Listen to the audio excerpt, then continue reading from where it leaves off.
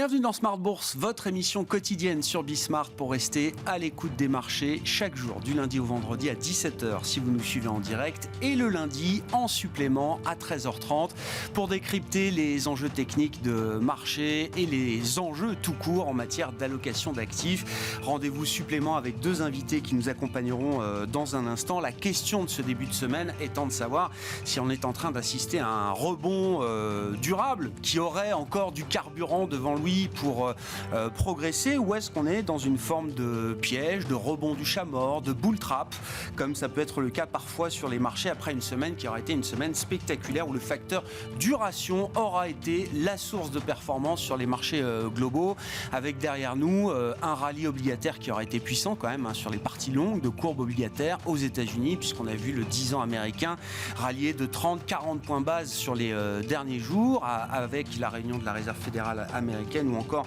des indicateurs sur le marché du travail plus équilibrés, pourra-t-on dire. Et puis, par voie de conséquence, très belle semaine passée également pour les indices actions, avec des gains hebdomadaires de 4 à 5% pour les grands indices actions en Europe et aux États-Unis. Rebond ou bull trap, c'est donc la question de ce début de semaine, avec effectivement deux prismes d'analyse pour essayer d'apporter des éléments de réponse. Le plan de trading avec IG Markets. Dans un instant, Alexandre Baradez est à nos côtés sur les enjeux techniques de marché, et puis une vision plus globale macro en matière d'allocation d'actifs et la question de la duration. Bien sûr, je le disais, ce facteur a été le facteur de performance la semaine dernière. Est-ce que c'est un signal pour remettre de la duration dans les portefeuilles? C'est Laurent Dédier, directeur général délégué en charge des gestions d'Autingre Banque Privée, qui sera avec nous en plateau pendant cette demi-heure. Votre programme avec IG. IG, bien plus que du trading. Une équipe d'experts à vos côtés.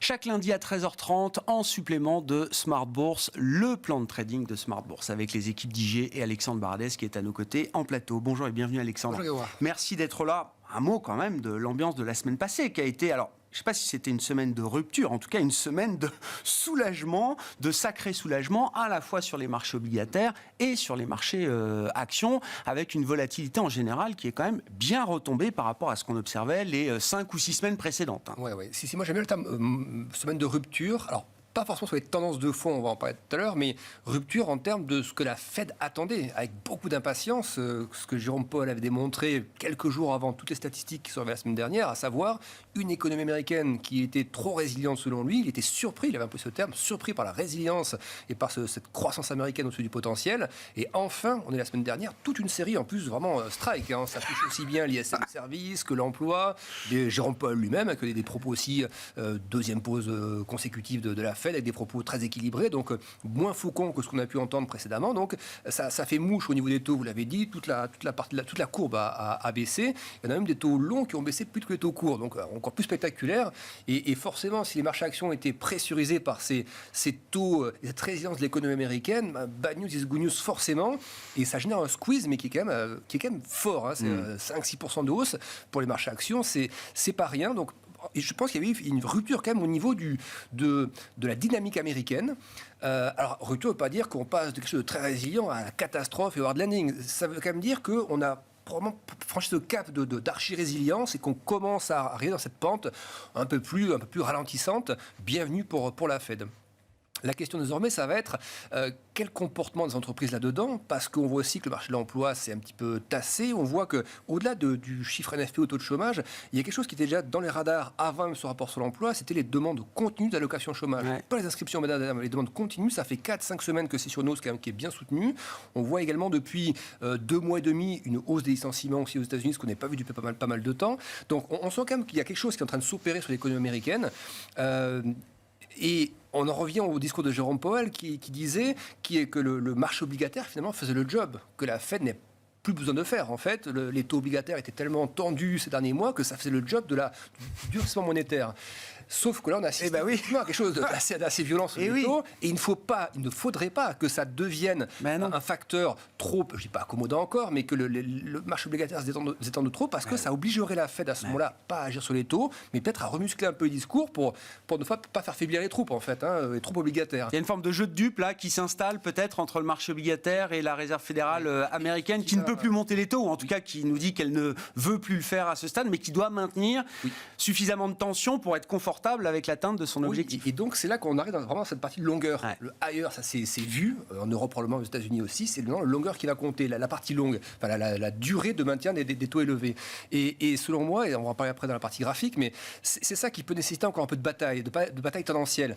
C'est-à-dire qu'on ne peut pas souvent passer d'un sentiment où si on n'avait que des mauvaises nouvelles sur l'économie américaine ou des nouvelles moins bonnes, des stats moins bonnes qu'attendues, on en aura d'autres très probablement, mais est-ce que ce sera systématiquement bad news is good news, ou est-ce qu'à un moment donné les bad news deviendront des facteurs un peu comme on avait en Europe, où on se pose quand même des questions sur la trajectoire économique, risque de récession qui est quand même bien plus marqué en Europe qu'aux États-Unis, mais ce thème de la récession va commencer forcément à réapparaître un petit peu, même si moi je considère toujours qu'on est dans le plan de vol de la Fed pour l'instant. Pour l'instant c'est landing, on commence peut-être à voir ce landing arriver, hard landing ce serait quand même étonnant sauf accident de la Fed, donc pour l'instant on est quand même dans le plan de vol de la Fed, tout se passe plutôt bien encore.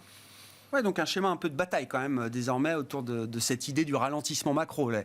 Comment est-ce que le marché va qualifier cette histoire de landing, d'atterrissage de l'économie américaine? Oui, parce que l'économie européenne, on voit les signaux sont quand même faibles et depuis quelques temps, on voit qu'il y a momentum sur l'Europe. La Chine, ça commence à bottomer un petit peu, mais les PMI la semaine dernière, on a vu une amélioration des PMI manufacturiers, c'est un petit peu redégradé à nouveau. Donc on sent quand même que là, une grosse partie des moteurs mondiaux, Europe et Chine, sont quand même un peu ralentis. Le gros moteur US qui tournait plein régime commence à ralentir aussi. Donc il y a quand même une petite bascule au niveau de la dynamique mondiale. Et est-ce que c'est suffisant pour amener les indices vers leur record précédent et de nouveau plus haut, ou est-ce qu'il y aura une partie de ralentissement économique qu'il faudra intégrer aussi au cours?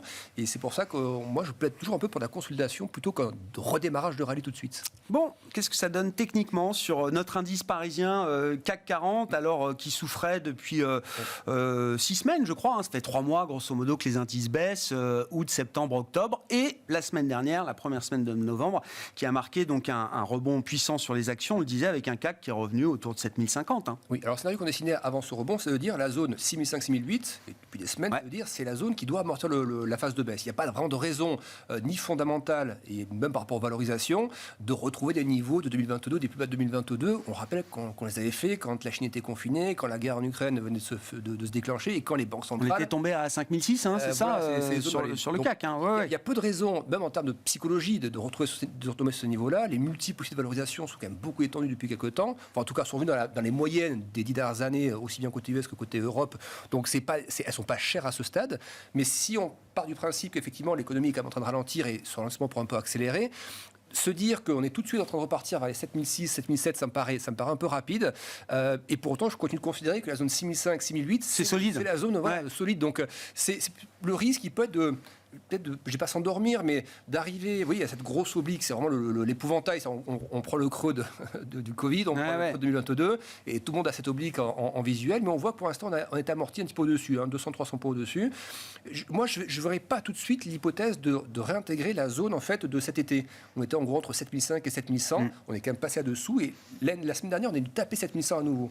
Donc on n'arrive pas pour l'instant à rentrer dedans. Moi, je verrais bien un scénario où on a du mal à rentrer au-delà de 7100 et on reste encore à naviguer 7000, 6009. Vous voyez, on navigue un peu, toujours au-dessus de l'oblique, mais un peu au-dessus des supports de la semaine précédente, mais où pour l'instant, on n'est pas encore sur la phase de réintégration de cette zone 7100-7005. Par contre, je continue de penser que c'est une très bonne zone d'accumulation. C'est-à-dire ceux qui ont du cash ou autres, je ne parle pas forcément des professionnels, hein, mais des ils en ont aussi. Oui, dans les allocations, il y en a. Je pas sans trop de risques, mais c'est des zones où, oui, si on a du cash, avoir de l'obligataire, c'est très bien aussi, mais revenir sur les actions quand il y a des LVMH qui ont perdu de 30% et quelques, ou pas loin, il y a forcément des opportunités qui naissent dans ces zones-là. Simplement, c'est peut-être pas le top départ d'un V-bottom qui nous ramène sous les sommets et vers de nouveaux records. Voilà, donc je pense qu'il y a encore un peu de consolidation possible entre 6008, voire même 6007 et 7100. C'est un peu le scénario que je dessinerai pour les jours et les semaines à venir. Comment le scénario se traduit pour les indices américains, si on prend la référence américaine qui est le S&P 500, Alexandre? Alors, on a là aussi, en termes de valorisation, on peut plus considérer qu'on est hyper cher quand on regarde les PE forward, 12 mois. On est revenu même au niveau de la moyenne des 10 dernières années. Donc, c'est des niveaux de 17, 18 fois. On est loin des niveaux déjà stratosphériques de 2021 et même un peu du début d'année. Ça s'est quand même bien normalisé.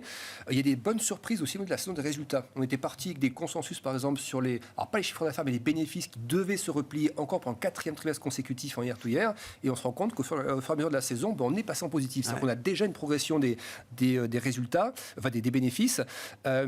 Simplement, là, il y a deux choses qui vont arriver un petit peu en confrontation. C'est-à-dire, d'un côté, cette macro américaine qui commence à montrer des signaux de ralentissement, et l'ISM Service, 2 points en moins d'un mois à l'autre, c'est quand même pas rien.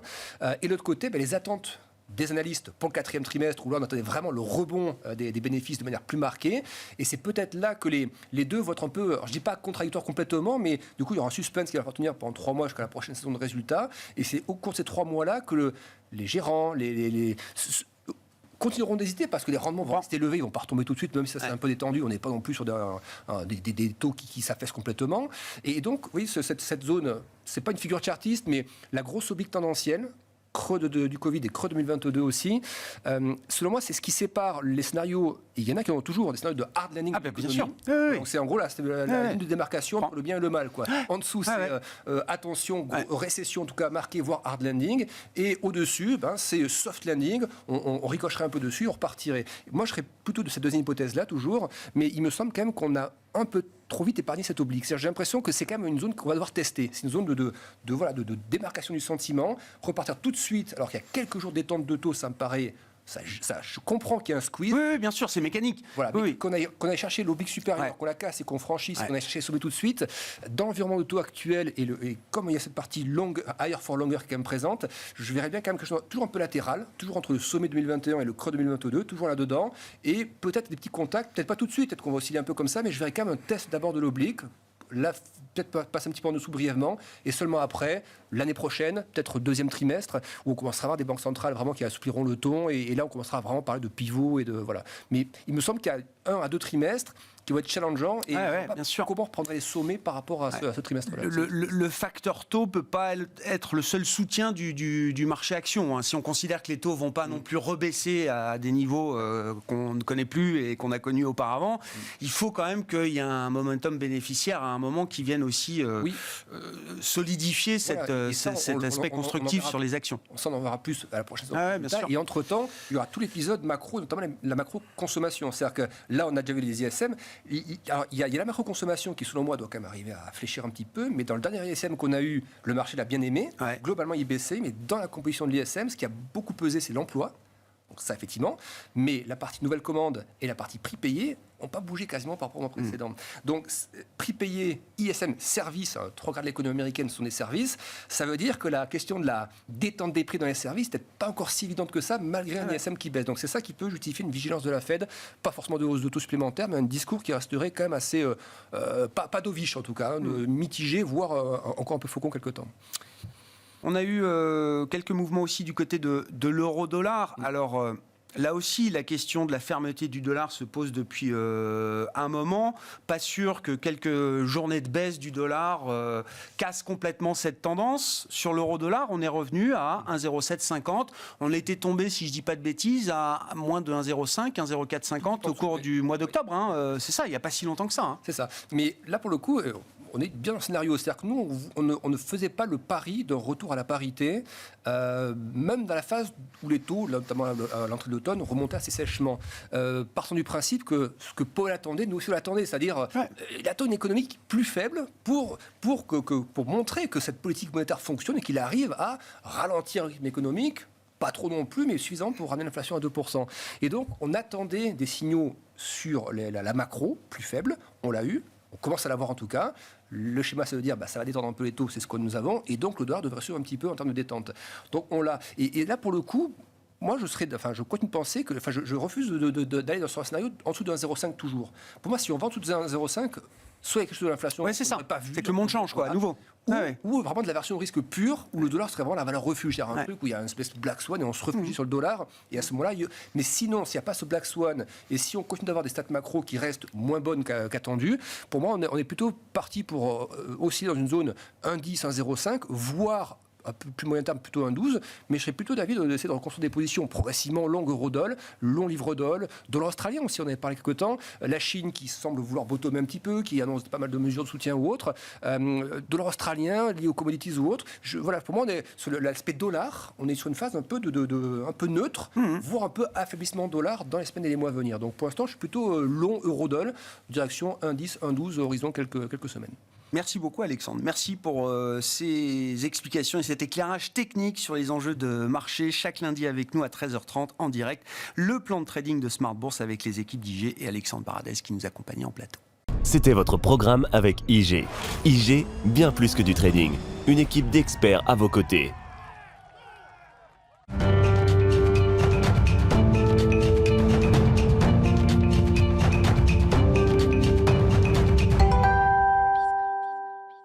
Poursuivons cette discussion de marché avec la dimension d'allocation d'actifs notamment. Et Laurent Dédier qui est à nos côtés en plateau également pour cette demi-heure du lundi de Smart Bourse, directeur général délégué en charge des gestions chez Autingre Banque Privée. Bonjour et bienvenue Laurent. Bonjour Grégoire. Merci d'être avec nous dans le sillage de ce qu'on a pu dire déjà avec Alexandre Baradez. J'aimerais bien qu'on revienne avec vous quand même sur ce rallye obligataire qu'on a vu pendant quelques jours la semaine dernière, qui est un peu en pause en ce début de semaine, mais qui a été puissant, 30-40 points de base de baisse sur le 10 ans américain du pic au creux, avec une série d'informations importantes de la macro, le discours des banques centrales et de la Fed.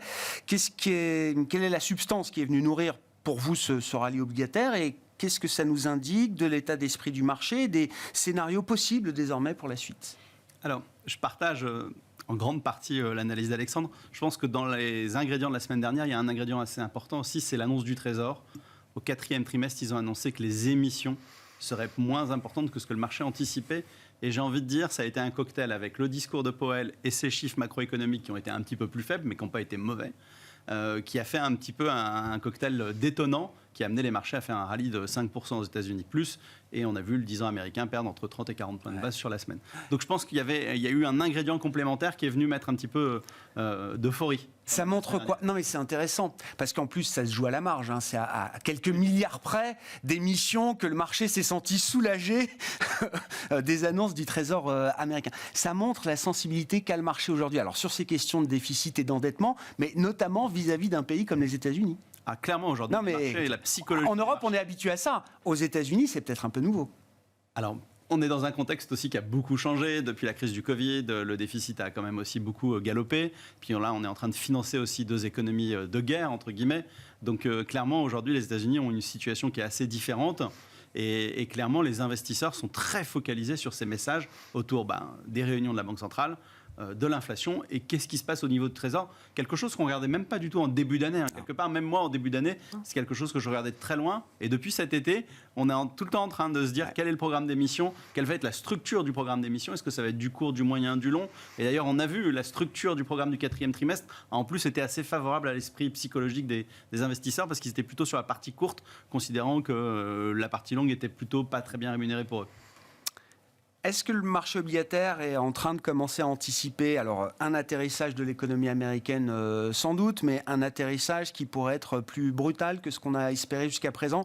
Je voyais que dans les consensus d'économistes, la probabilité d'une récession à 12 mois aux États-Unis était en train de s'effacer. Pas complètement, mais elle devient minoritaire. Elle était majoritaire en début d'année, elle devient minoritaire, poussée par la réalité de l'économie américaine. On a vu encore une fois les chiffres du 3e trimestre spectaculaires de croissance aux États-Unis. Est-ce que c'est le moment de capituler sur cette idée-là ou est-ce que c'est quand même un scénario qu'il faut probabiliser et dont il faut tenir compte dans la stratégie d'investissement et la construction de portefeuille? Alors, dans la construction de portefeuille, il ne faut jamais exclure un scénario noir et donc on ne peut pas dire qu'il n'y aura pas de hard landing, mais c'est vrai qu'aujourd'hui, il n'y a pas beaucoup d'éléments qui militent pour dire qu'il y a un hard landing. La consommation va plutôt bien aux États-Unis, l'économie est assez saine. Alors, qu'est-ce qui peut nous amener à déroger de ce scénario central ? Il y a un mur de refinancement devant nous. Entre 2024 et 2026, il y a 2,5 trillions, donc 2500 milliards de dettes corporate à refinancer. Et il y a un stock de 5000 milliards de dettes immobilières à refinancer potentiellement si les ménages font bouger entre guillemets, leur stratégie immobilière. Donc là, il y a quand même un mur de dettes devant nous aux États-Unis qui peut peut-être, à un moment ou à un autre, détériorer la vision. Pourquoi ? Parce que si jamais vous refinancez plus cher, vous reniez vos marges, et si vous reniez vos marges, peut-être que vous allez les protéger, et donc accélérer le licenciement, et donc un taux d'emploi qui pourrait déraper. Aujourd'hui, je trouve que c'est vraiment trop tôt. Alors, les messages des entreprises ont été super sages. Et c'est vrai, ça faisait 3 trimestres qu'on avait des révisions négatives. On a des révisions positives sur le trimestre, entre 2 et 4%. On va voir les derniers chiffres de cette semaine. Donc, c'est plutôt pas mal. Donc, on est plutôt avec un consensus qui anticipe bien les choses. Sur le 4e trimestre, les discours, ils ont quand même été très neutres. Personne n'a fanfaronné, j'ai envie de dire. Personne n'a, à part une ou deux sociétés que j'ai à l'esprit, dans des secteurs bien spécifiques, qui ont dit qu'elles voyaient une petite amélioration au 4e trimestre. Tout le monde a été assez sage. Et quand on essaye de gratter des informations sur la tendance 2024, tout le monde est très sage. Incertitude économique, la locomotive chinoise est à l'arrêt, l'Europe en stagflation depuis 3 trimestres, les États-Unis ralentissent ou reprennent leur souffle, quel que soit le mot, mais en tout cas voilà, sont en train de reprendre leur souffle. Donc personne ne peut se permettre d'être très optimiste. Mais aujourd'hui, un scénario noir, je trouve qu'on n'a pas les ingrédients, sauf si on a un choc exogène. Ouais, je comprends. Qu'est-ce qui différencie à ce stade les États-Unis de l'Europe, Laurent, si on a en tête que la Fed, toute chose égale par ailleurs, a délivré sa dernière hausse de taux en septembre, maintenant, si je ne dis pas de bêtises, ou juillet. Qu'en est-il de la Banque Centrale Européenne et de la zone euro? Là aussi, on a eu toute une série de chiffres montrant la dynamique de croissance médiocre, toujours plus médiocre, même peut-être en zone euro sur le 3e trimestre. Qu'est-ce que ça inspire en termes de réflexion chez l'investisseur ou le gestionnaire d'actifs? On a, j'ai envie de dire, les mêmes mots, mais dans une caricature un petit peu plus mauvaise, c'est-à-dire qu'on est en décroissance, on a 0,1 négatif au 3e trimestre. On a des taux, si on regarde le 10 ans allemand, qui est à 2,70, 2,80, qui se balade, qui a un petit peu baissé la semaine dernière, mais pas énormément. Et on a une banque centrale qui a des taux à 4, donc qui a quand même un petit peu de munitions pour redonner de l'oxygène à l'économie en 2024, si elle le souhaitait. Mais ce n'est pas le scénario. Donc c'est vrai que clairement, aujourd'hui, aux États-Unis, on se dit on a une partie qui est plus facile parce qu'ils sont rentrés dans cette crise plus tôt. L'inflation, ils l'ont très certainement taclé un peu plus rapidement, j'ai envie de dire, même si elle est plus résiliente parce que l'économie va mieux. Et j'ai envie de dire qu'on a des messages aujourd'hui, d'ailleurs c'était assez intéressant, il y a Visa et Mastercard qui ont publié leurs chiffres ces dernières semaines, qui ont envoyé le même message, qu'on dit depuis septembre, il se passe quelque chose, et c'est quand même un peu le poumon de l'économie, c'est l'utilisation de sa carte de crédit. Depuis septembre, ça se dégrade, et en octobre, ça continue. Et donc on se dit, tiens, peut-être que la Fed, alors le marché a très vite anticipé, la semaine dernière, on est passé d'une baisse de taux court de juillet au mois de mai ou au mois de juin. C'est ça. Où on met la statistique. On avance, voilà, donc le marché avance. Ça vient la première baisse de taux. Je suis d'accord, higher for longer. C'est la question, c'est le higher. C'est combien de temps on va rester à des niveaux qui seront peut-être entre 4,5 et 5,5 aux États-Unis. Mais aujourd'hui, pourquoi on préfère les États-Unis? Parce qu'ils sont autour de la moyenne historique en termes de valorisation.